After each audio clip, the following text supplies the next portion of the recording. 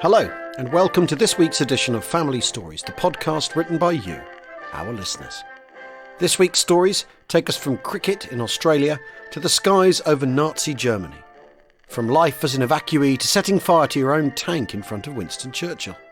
Plus, the story of two women facing very different forms of occupation. We start this week, down under, with this story from Chris Langdon. Hi Alan James, I really enjoy the podcast. It has provided many hours of enjoyable listening in the car and has cost me the odd Aussie dollar or two buying books that have been recommended along the way.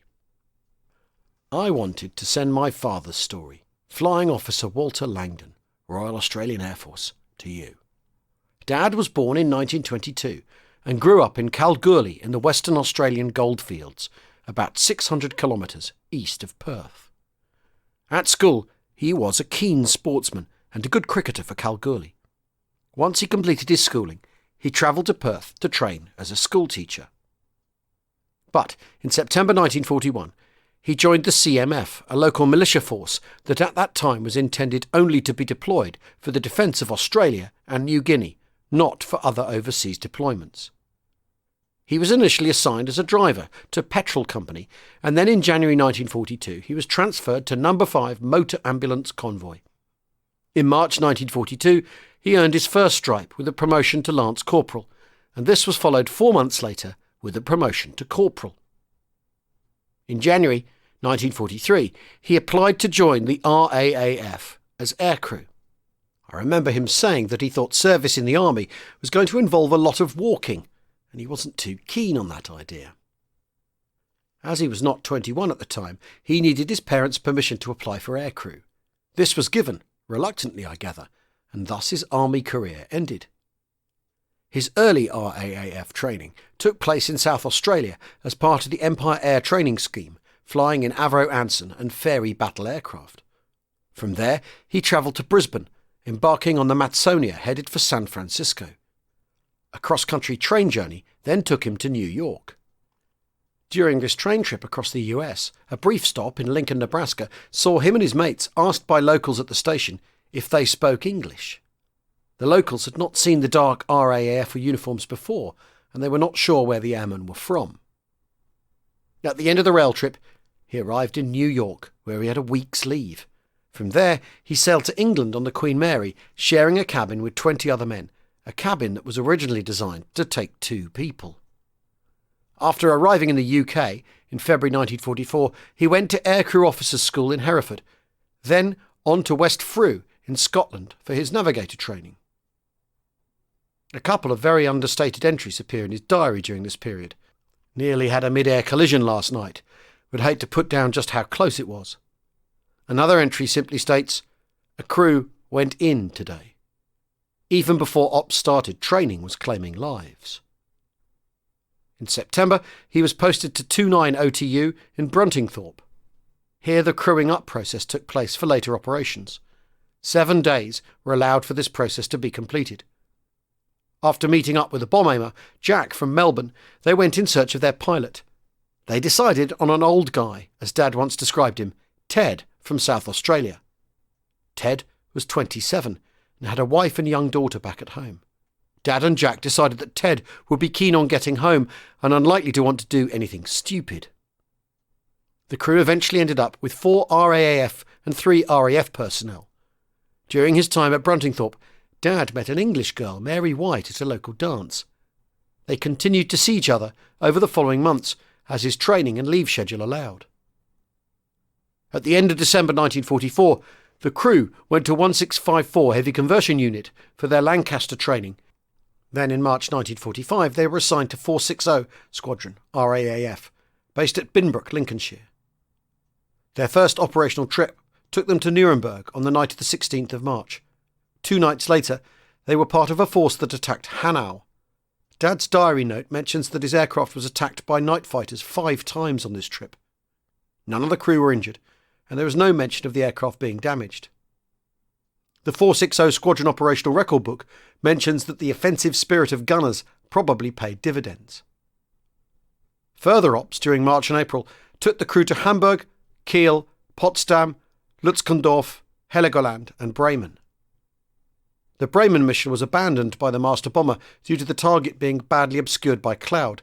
The squadron record shows all bombs were returned to base. I can't imagine the crew would have been too keen on landing with a full bomb load on board. The last bombing operation for 460 Squadron took place on Anzac Day, April the 25th, 1945, a daylight trip to Berchtesgaden. The Bomber Command War Diary shows that 16 Lancasters from 617 Squadron also participated in this raid, using the last of their tall boys. Dad's diary entry says, "Saw Lake Constance in the Alps. Scenery was beautiful. Being able to see something out of the window must have been a bit of a novelty after all the night trips." At the end of that operation, all the members of Dad's crew signed the navigation chart that Dad had used on the day. We still have that chart, along with his navigator's logbook. Dad's crew flew 4 more trips, one in the first week of May as part of Operation Manna to drop food supplies to Dutch civilians outside Rotterdam, and then 3 trips to Brussels to bring home POWs. The last of these POW trips was on the 11th of May 1945. Through his Royal Australian Air Force service, Dad accumulated 370 hours flying time, 310 hours in training and 65 on ops. He returned to Australia at the end of 1945, and Mary joined him there a few months later. They were married in August 1946 in Kalgoorlie. Dad went back to continue his teaching career and to playing cricket. He made his debut for Western Australia in the 1947-48 Sheffield Shield season and captained the team in the 1952-53 season. He went on to work as coach and a selector for the Western Australia team. He was the only player from WA to be selected to play in Don Bradman's testimonial game at the Melbourne Cricket Ground in 1948. As children growing up, we went with Mum and Dad every year to the Anzac Day parade in Perth. Dad never marched with the 460 Squadron, but he always acknowledged his friends as they went past. Dad remained in contact with Jack and Ted, but as much as they tried to convince Dad over the years to attend squadron reunions, they never succeeded. Dad didn't talk much about what he did during the war. We didn't even know his diary existed until after Mum passed away in 2008. Dad had died 4 years earlier, aged 82. I've attached a copy of the signed navigation chart from the 25th of April 1945 for you to have a look at, and also for James, as I know he's a bit of a cricket tragic, a photo of the Bradman testimonial teams from 1948. Keep up the great work on the pod. Regards, Chris Langdon.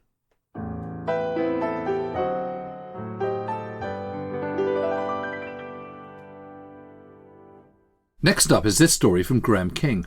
Hi guys, I've been particularly enjoying the Family Stories episodes while I've been binging the podcast over the last few months, and thought I'd share the experiences of my paternal grandparents. They were children during the war, and I think children's stories are often overlooked.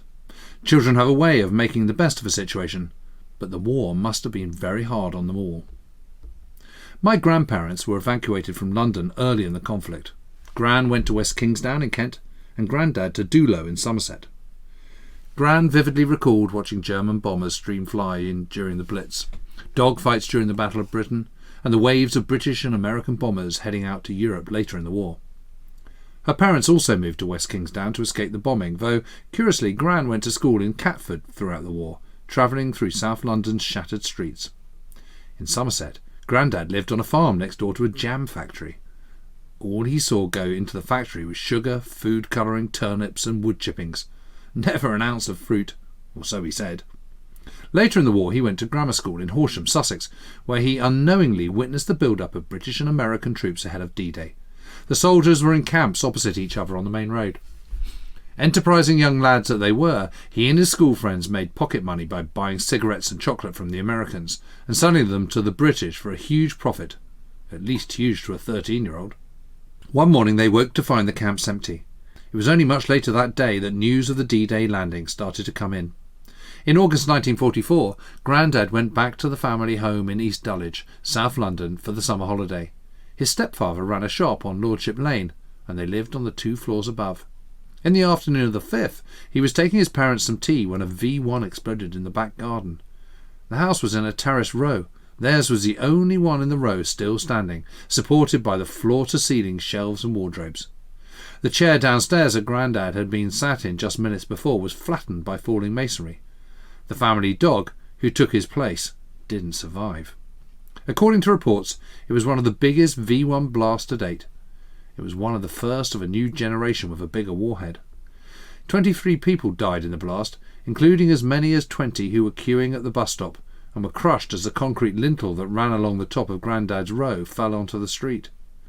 I'm sure Grandad saw things a 13-year-old should never see. There was a lighter side to tragedy, though. 3 days later, they found a neighbour's chicken under some rubble. It was alive, but completely featherless. They ate well that evening. Grandad went on to do his national service as a stores clerk at RAF Hednesford in 1948-49. He didn't see a single aeroplane in 2 years. A few years later, he met Gran and they got married in 1952. They were very happy together. Grandad died in 2009 and Gran in 2016. They were great grandparents. Thanks for reading. Graham King.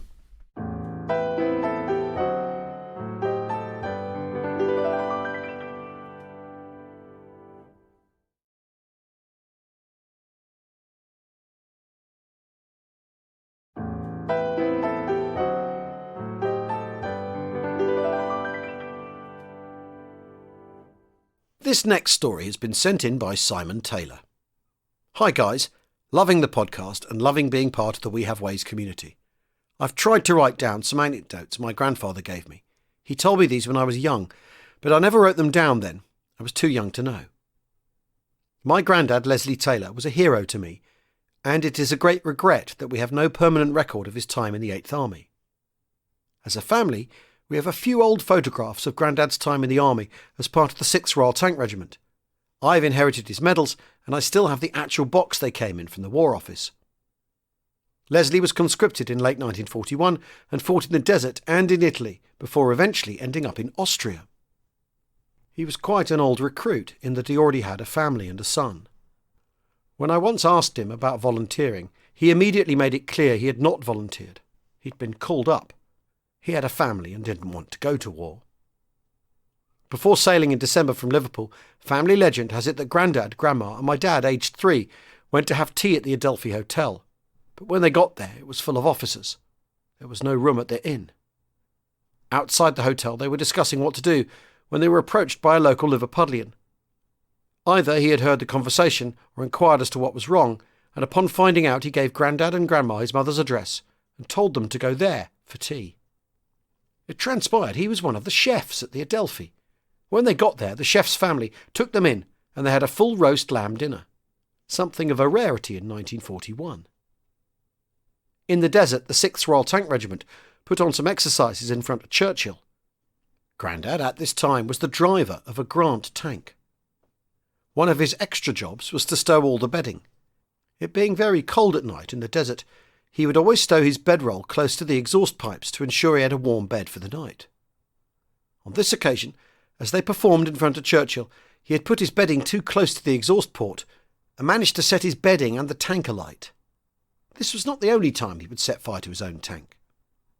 He was a member of B Squadron, 6 RTR, and was part of Montgomery's bodyguard of tanks during the Battle of El Alamein, so I'm not sure how much action he saw in that battle. There is a photograph of him on leave in Cairo with bandages on his arms. Once I asked if they were wounds. He said no and explained they were always getting small knocks and cuts while driving the tanks. Because they were in the desert, these cuts were always getting infected, and quite often they had bandaged arms. The regiment eventually ended up in Iraq, where King Faisal II was given the honour of looking into my grandfather's tank. There was a picture in the Daily Mail of my granddad in the background as King Faisal was being introduced to the generals, and then another photograph of my grandfather lifting the young king into the tank. When we used to look at these pictures, my grandmother always said, with great solemnity about the young king, they, she meant the Iraqis, killed him. They cut him up into little pieces. Eventually, Grandad's unit went over to Italy, and they appear to have fought up the eastern side of the country. Being used to fighting in the desert, the troopers never had the task of cleaning out the drainage ports of the tanks from around the turrets and elsewhere. Now in Italy, and equipped with Sherman tanks, it rained, and with winter arriving pretty soon the mud, dirt and debris in the drainage holes froze. This froze the turret solid and prevented it traversing. Having tried salt and various other methods of clearing out the holes, Grandad resorted to using petrol to try and defrost the turret. This was the second occasion he set light to his tank, Thankfully, he managed to extinguish the fire, but I believe he was panicking at one point because he thought he had destroyed the whole tank. I know he saw various pieces of action during the Italy campaign. His best friend lost his leg and died of that wound. He witnessed this happening. Apparently Sam, his best friend, was driving his tank when it lost a track and he had to get out to repair it while under fire. Sam was hit and lost his leg. He died the next day. Leslie ended his service in the army in Austria before coming home. Our family history says Grandad was late getting home, and so my father was allowed to get out of his best clothes he was going to greet his father in and go and play. He met Grandad in the street, who introduced himself with the words, "Hello, son, I'm your dad." But Grandad was dressed in his demob suit, so my father replied, "You're not my dad's a soldier," and promptly cycled off to play. One of the best weekends away I had was visiting the Tank Museum at Bovington at the age of 12 with Grandad.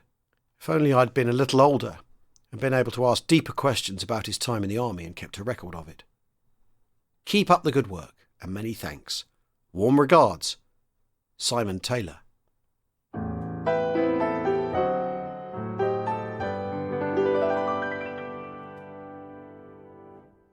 Our final story this week comes from Michael Weston.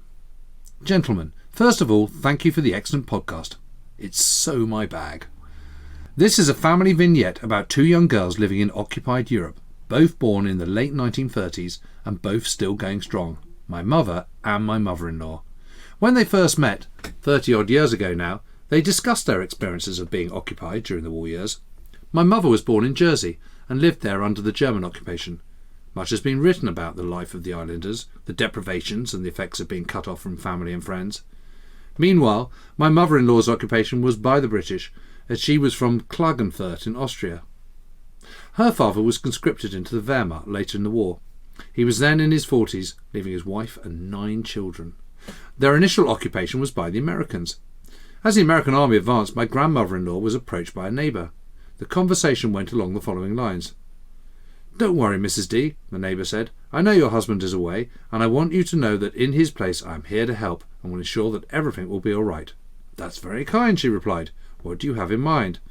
"Well, the Americans are almost here, and before they arrive I want you to be comforted that I will take care of you and your children personally. I will come round and shoot you all myself." She declined, but shortly after that the neighbour shot his young children, his wife and himself, to avoid occupation by the Americans. It speaks volumes about the strength of propaganda, even that late in the war. Best wishes, Michael Weston.